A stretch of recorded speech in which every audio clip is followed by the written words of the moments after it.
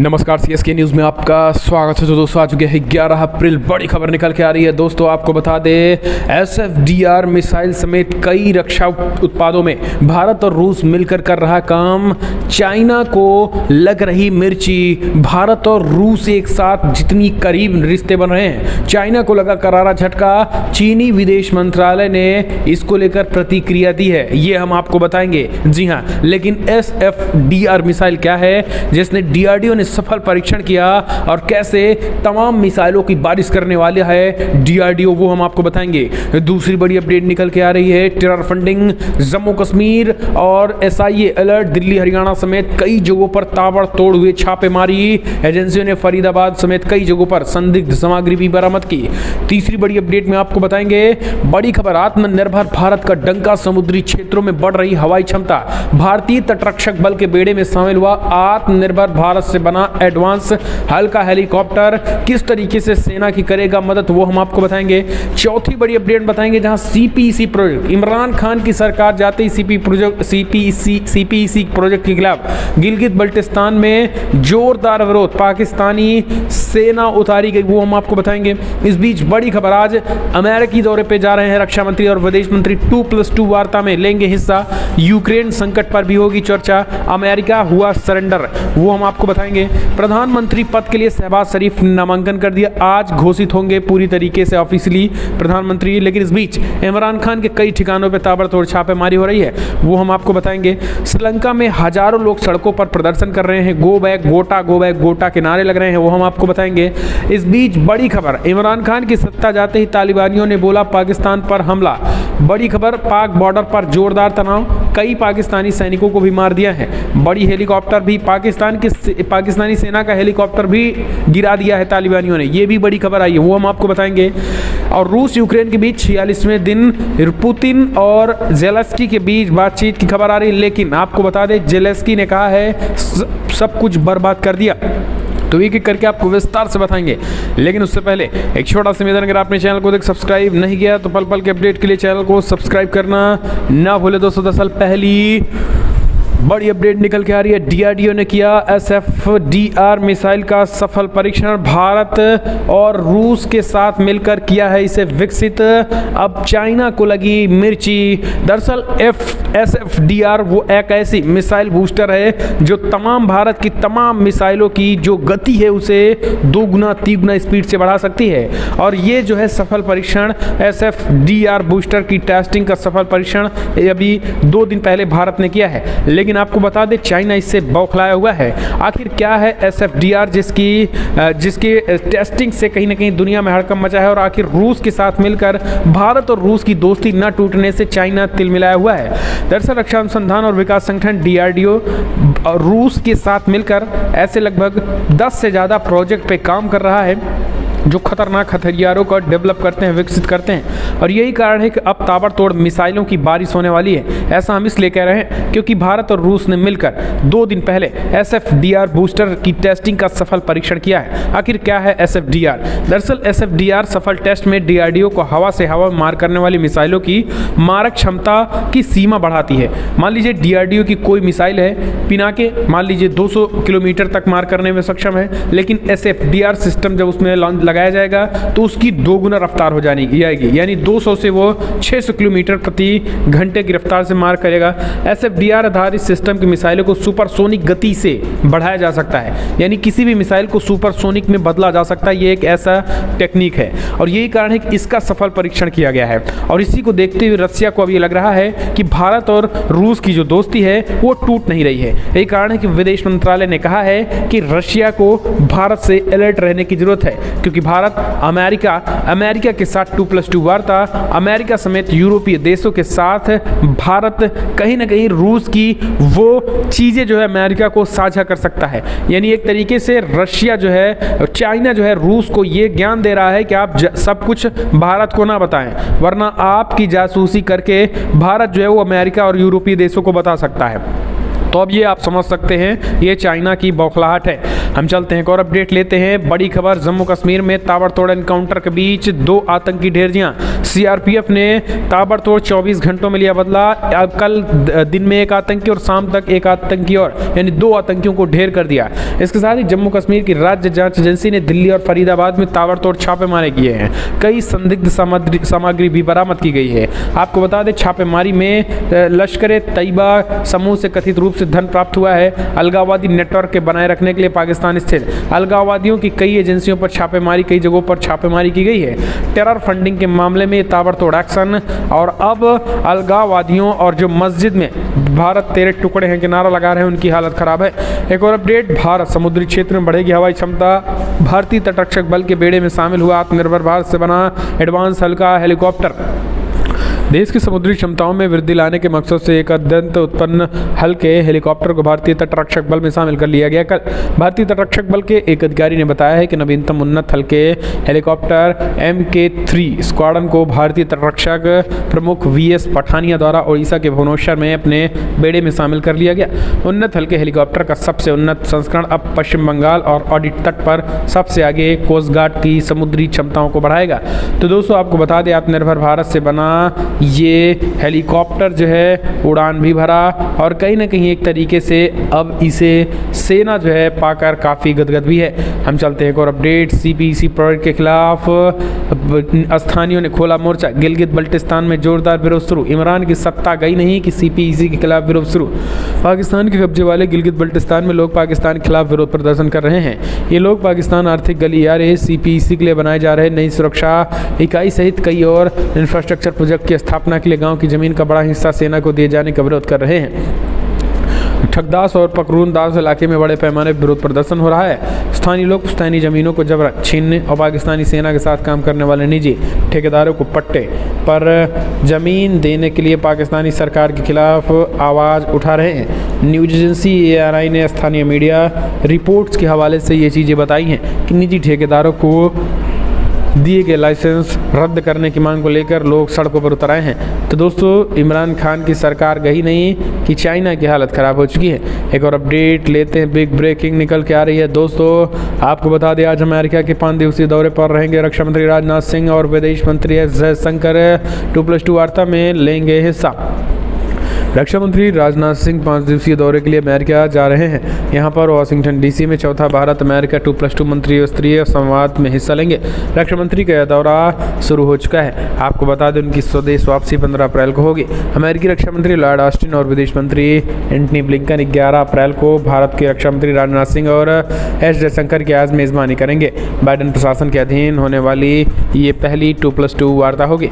राजनाथ सिंह ने ट्वीट करके ये जानकारी दी है। हालांकि आपको बता दें बड़ी खबर निकल के आ रही है जहां पर एस जयशंकर के साथ विदेश मंत्री एस जयशंकर भी एंटनी ब्लिंकन के साथ भारतीय विदेश मंत्री जयशंकर के साथ भारत अमेरिकी संबंधों मजबूत करने के तरीकों पर बातचीत करने का अवसर मिलेगा।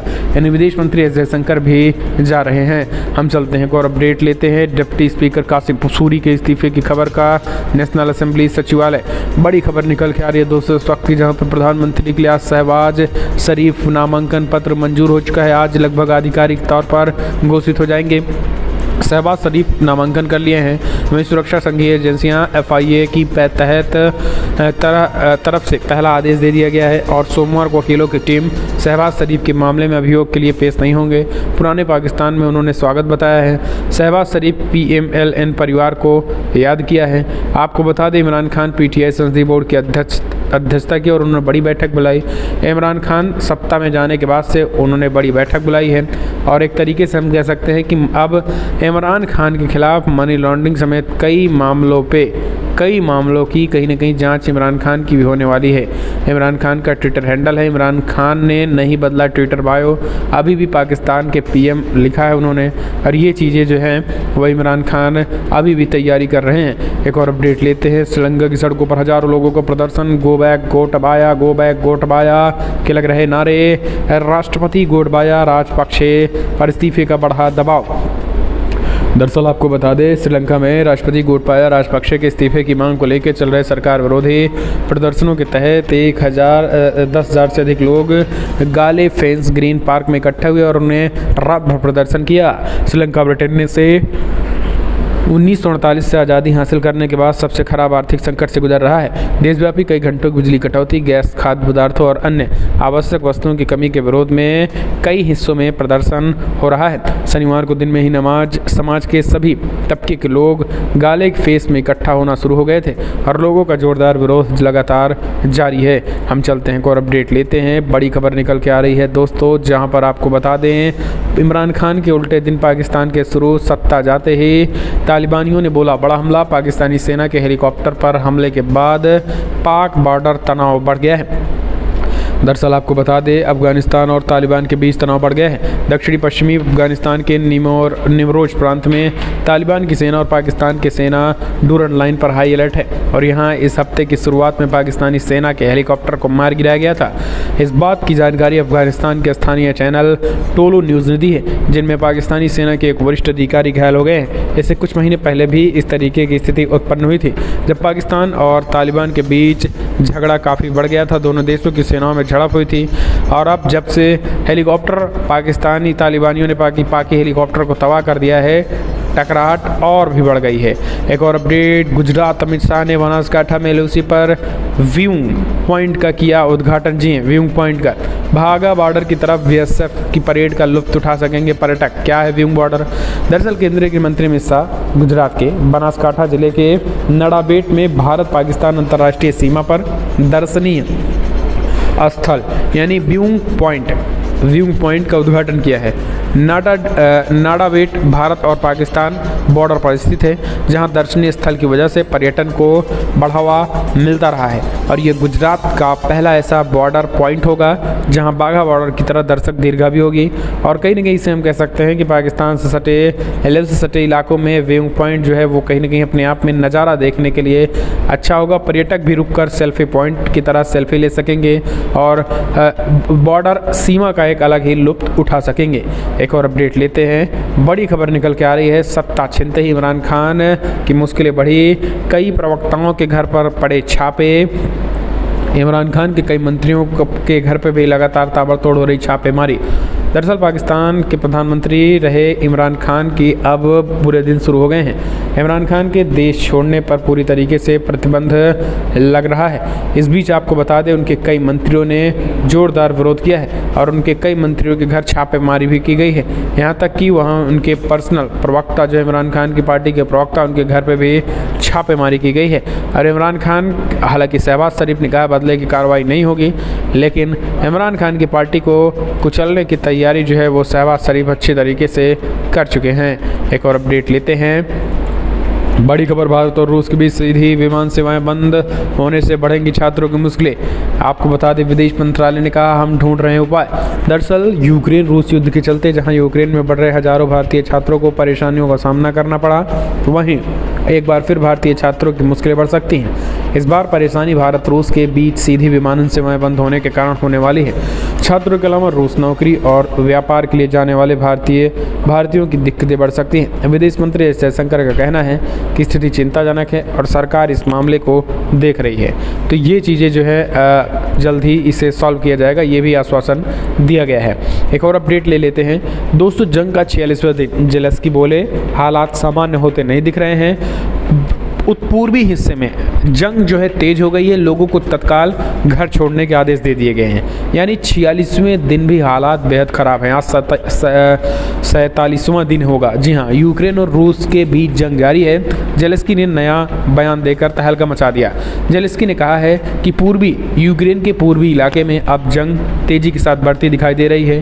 पूर्वी इलाके में रूसी सेनाओं ने बड़े पैमाने पर मूव कर दिया है और पूर्वी इलाकों में पूर्वी इलाकों के कई शहरों को निशाना बनाया जा रहा है। मारियोपोल में रूसी सैनिकों ने गोलीबारी कर मानवीय गलियारों को जहां नुकसान पहुंचाया, तो वहीं कई बंदरगाहों पर भी रूसी सेना कब्जा कर लिए हैं। रूस के विदेश मंत्रालय ने कहा है कि उनके हेलीकॉप्टर ने हमले करते बख्तरबंद वाहनों के काफिलों को नष्ट किया।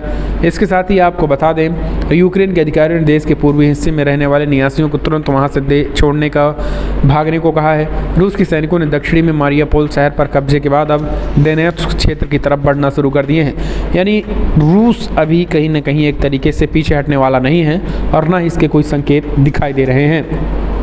एक और अपडेट ले लेते हैं दोस्तों, बड़ी खबर निकल के आ रही है। आपको बता दें, रक्षा मंत्रालय का ऐलान, घरेलू पूंजीगत खरीद में बजट का 25% हिस्सा निजी उद्योगों के लिए तय होगा।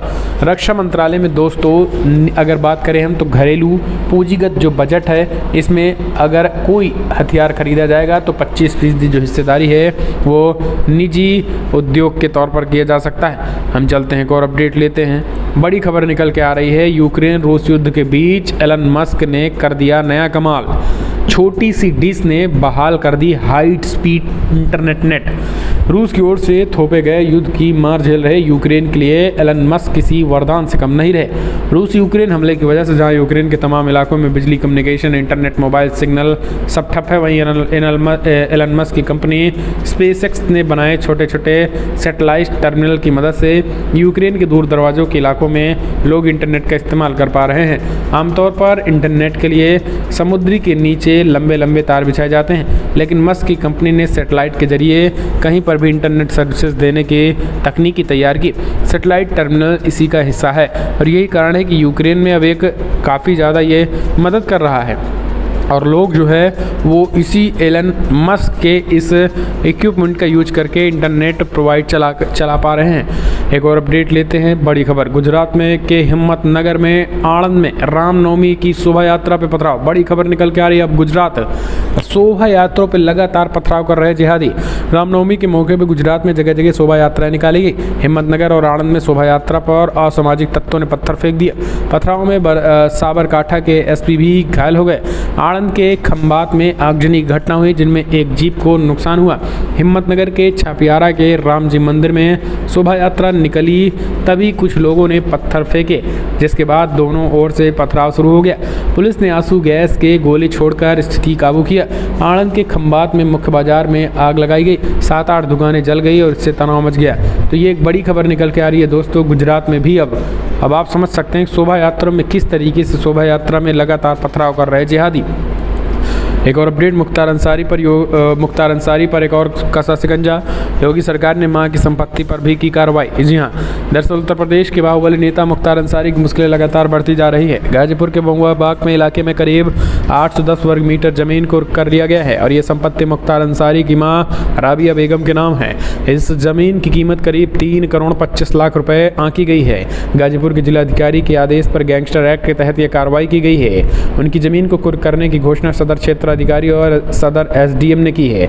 बता दें कि इससे पहले मार्च महीने में यूपी पुलिस ने जेल में बंद बाहुबली मुख्तार अंसारी के गुर्गे जुगनू वालिया की संपत्ति जब्त की गई थी और पुलिस के मुताबिक कुख्यात आरोपी जुगनू वालिया का एक रेस्टोरेंट चालक की हत्या के मामले में फरार चल रहा था। हम चलते हैं एक और अपडेट लेते हैं। राजस्थान में रामनवमी पर बज रही राम धुन को पुलिस ने बंद करा दिया। उग्र बीएसपी कार्यकर्ता तो मिली अनुमति। दरअसल रामनवमी के मौके पर राजस्थान के भरतपुर पुलिस और विश्व हिंदू परिषद के सदस्यों के बीच तीखी नोकझोंक देखी गई। शोभा यात्रा के दौरान पुलिस द्वारा रामधुन बंद कराए जाने से बीएचपी यानी विश्व हिंदू परिषद कार्यकर्ता नाराज हो गए और अशोक गहलोत सरकार पर हिंदू विरोधी होने का आरोप लगा दिया।